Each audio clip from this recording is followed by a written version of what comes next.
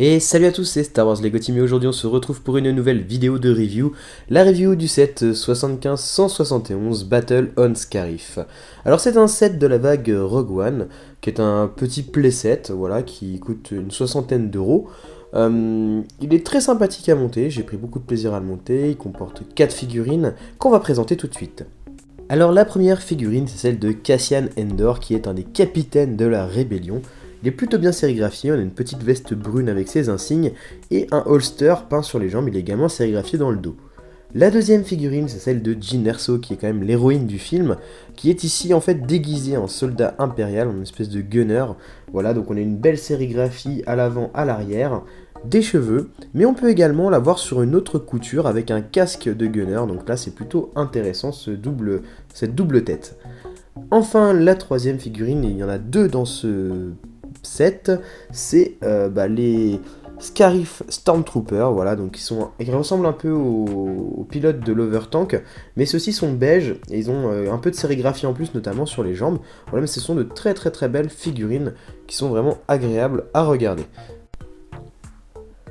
Enfin, on passe à la présentation du set en lui-même. Alors, c'est un set qui est assez énorme sur la boîte, mais quand on le monte, en fait, il n'est pas si grand que ça. Par contre, il est très très très bien construit. Il y a pas mal de mécanismes. Alors, le premier mécanisme, c'est cette petite antenne qui peut s'abaisser sur le côté. Le deuxième mécanisme, c'est cette porte qui s'ouvre et qui se ferme. Ça, c'est plutôt bien et le système est bien intégré à l'intérieur. On a également une espèce de petit bouton poussoir sur la plateforme qui permet de faire exploser certaines plaques de la plateforme. Et enfin, on a un mécanisme qui permet de cacher les armes sous la plateforme. Voilà, donc on a un set qui est quand même très très complet au niveau des mécanismes. Petit bémol quand même, c'est que si l'antenne n'est pas abaissée, c'est impossible d'ouvrir les portes, donc ça c'est un petit peu dommage. Pour le coup, c'est pas vraiment top, on aurait aimé pouvoir le faire sans avoir besoin de baisser la petite tourelle. Alors globalement le set il est quand même plutôt sympa, on est sur des dominantes de gris et gris foncé, des pièces assez intéressantes.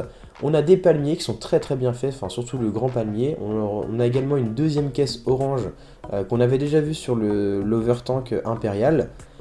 Mais par contre, On a des putains de stickers. ça c'est super chiant. Pour 65 euros, clairement, ils auraient pu sérigraphier les pièces. Sauf que là, ça devait pas être si compliqué que ça. Voilà.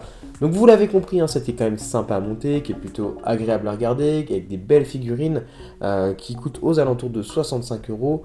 Personnellement, moi je ne vous recommande pas l'achat si vous ne le trouvez pas en promotion. Voilà, parce que clairement il vaut pas le prix affiché par Lego. Il y a trop peu de pièces pour que ça soit intéressant à ce prix-là. Voilà, cette vidéo touche à sa fin, j'espère que vous avez apprécié cette review.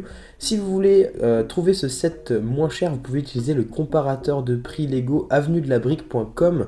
Voilà, je vous mets le lien et n'hésitez pas à aller faire un petit tour sur ce site pour pouvoir acheter vos Lego moins chers.